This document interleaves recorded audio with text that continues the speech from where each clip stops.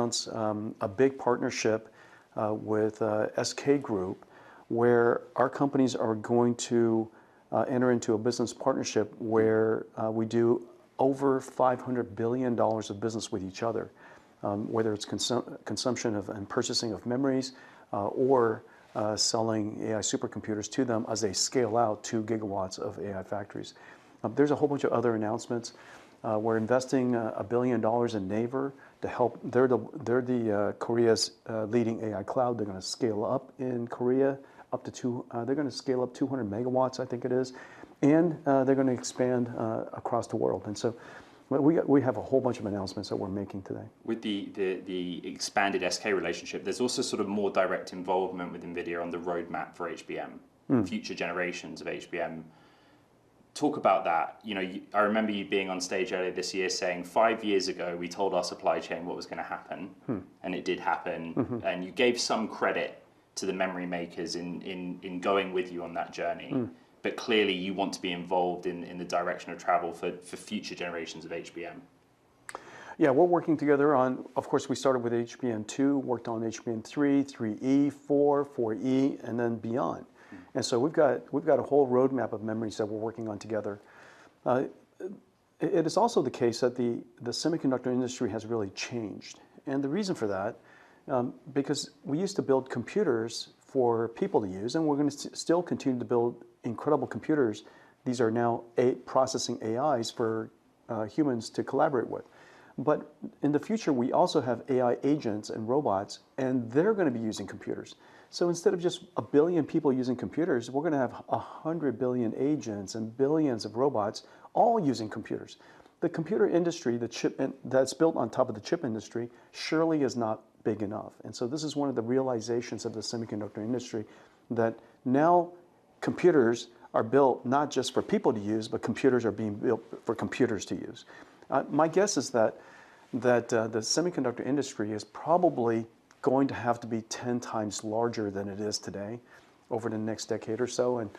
And so working with our partners in Korea and around the world to scale up the supply chain of semiconductors so that we're prepared for this AI future is really important. I've had the opportunity to ask you about this more than once this year, but how much do you need the Korean economy to kind of get going to increase the supply of HBM bits for NVIDIA-based systems, wherever they are? Well, we don't have enough bits. We're constrained in HBM memories, LPDDR memories. We're constrained in just about every part of the supply chain. We're even constrained now with land and power and construction workers to set up the data centers. I think this is one of the areas that's is going to make sure that we continue to build out in a throttled way, for a decade. And the reason for that is because these infrastructure, unlike electronic devices like PCs and phones and things like that, it's really, really hard to scale up land, power, and shell. And so all of the supply chain just really needs to get built out over the years. I think we have the ability as an industry to double each year, but we're going to have a hard time growing much faster than that. The $500 billion number is large. Would you just talk a little bit more about what it encompasses? We've gone over a lot on your commitment to the US in terms of spending. Is that NVIDIA spending in the Korean economy, or it's SK fronting capital expenditures? Just a little bit more detail. We're going to be purchasing memories from them for many years to come. And as you know, we build a lot of computers. In order to build $1 trillion worth of Vera Rubin systems, you're going to have to buy a lot of system memories to go with it. And so we have large purchase agreements and large purchase intentions with SK Hynix. Meanwhile, SK Telecom is going to become an AI cloud. We're starting to build already. They're intending to build up to 2 gigawatts in the near future, and in that agreement, we will be selling AI supercomputers to them. So between us, we're gonna do $500 billion worth of business, over $500 billion worth of business. I was able to sit down with SK Group Chairman Chae Tae-won very recently for about 40 minutes, and at the end of the conversation, we got to what is the difference in approach, the academic difference in approach on AI between the United States and China. And his view on it was that China is very focused on lowering the dollar per token. In America, we're still focused on the quality of tokens. I wondered what you think of that. The goal of AI is to produce an intelligent, a smart answer. Now you could approach it in a couple of different ways. You could, of course, make all of the tokens smarter and smarter, and as a result in using less tokens to do so. You could also produce AIs that are much more efficient, and maybe you can think longer, explore more options, and as a result produce a smart answer. There are many different ways to reach intelligence and deliver smart answers. In the end, really, I think you got to take a step back and just realize that both countries has extraordinary AI researchers, and whatever conditions and whatever resources that they have, amazing people will find great answers. And so my expectation is that China and the United States will continue to advance AI. The conditions are different, the resources are different, their constraints are different, but these amazing researchers will find answers. And I think that in the case of China, they're producing more AI researchers than probably all of the world has, in any given year. And so they're producing, if manufacturing intelligence is important, they manufacture the most important version of it, which is the researchers. And so this is an area, a country that's going to produce excellent AI technology. We ought to continue to learn from them, work with them. As you know, you're here in Silicon Valley, right here in San Francisco. The number of AI researchers here that came from China that are Chinese is really quite significant. And so, we're really fortunate to have them here, and we just got to keep on racing. You made your first post on X. I did. And you did so by sharing a letter signed by many of your peers, American companies, to talk about the importance of open models to America, to the industry, to the development of AI. And in the letter, it's pretty well explained, your rationale. But what was the catalyst for now? Why did you and Satya Nadella and others need to do that in this moment? Well, we sense that there's a growing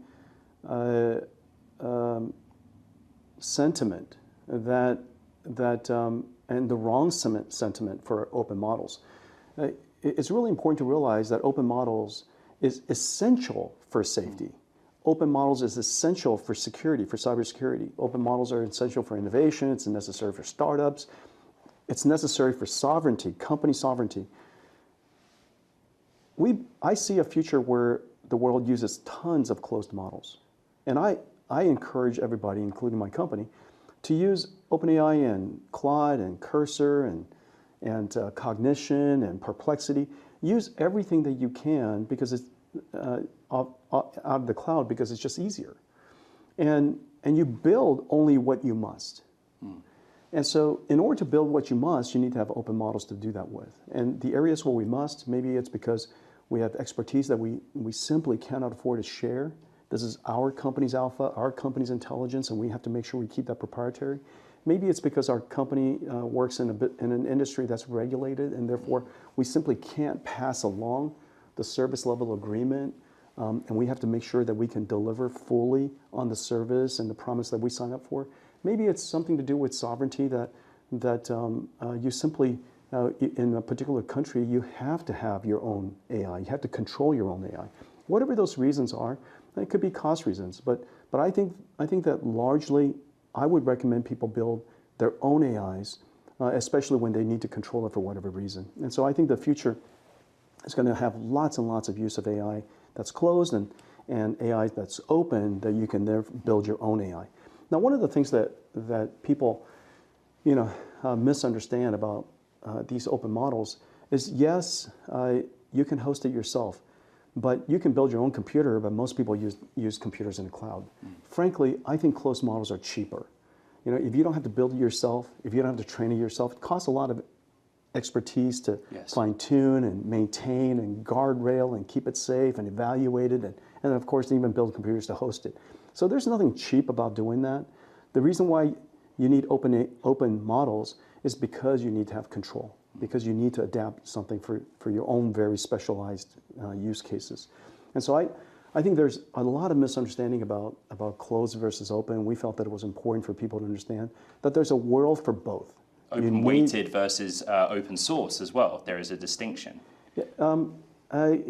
Open-weighted, as much as open as you can. The more open it is, in the way that we work, we put the weights out there. We also teach people how to train the model from the data that we also open source. And the reason for that is we want to enable you to completely reproduce the AI model that we've open weight. And so that ability, by us teaching you how to do that, you can then do it for yourself. You know, I think the idea that the world is going to be one or the other is just completely wrong. And the idea that open models is somehow unsafe is also fundamentally wrong.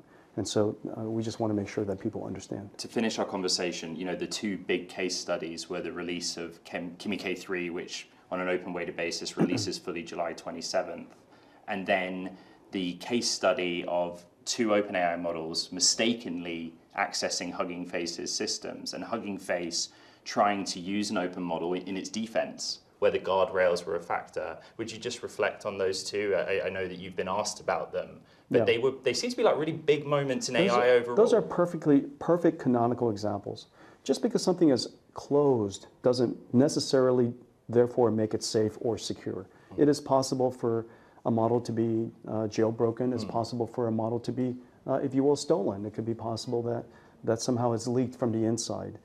It's possible that the guardrails or the sandboxes of an AI, closed AI model wasn't properly engineered, and as a result, it was able to attack another company in some way. And so just because something is closed and just because something is proprietary doesn't necessarily make it secure and safe. Now of course, thank goodness we have two companies, well, I guess more than that, several companies that build closed AI models, and these are extraordinary technology companies, and they're doing their best to keep it safe and keep it secure. But it is also the canonical case that single points of failure is where we have the greatest vulnerability. We cannot have single points of failure. As an industry, as a world, we should have massively distributed self-defense. And so in the case of the example you just mentioned, Hugging Face, thankfully, was able to access an open model, and I think they used GLM 5.2 was my understanding. They couldn't get a proprietary model. They could not get a closed model to help them figure out what happened. But this is exactly the reason why you want to have open models, because in that case, they used GLM 5.2 to identify where the vulnerability was, where the penetration was, and were able to quickly identify them and patch it up. And so this is a perfect example of self-defense that's necessary. It's a perfect example of diversity of AI technology being necessary. And it's a perfect example of why open models and open capabilities for self-defense is really important.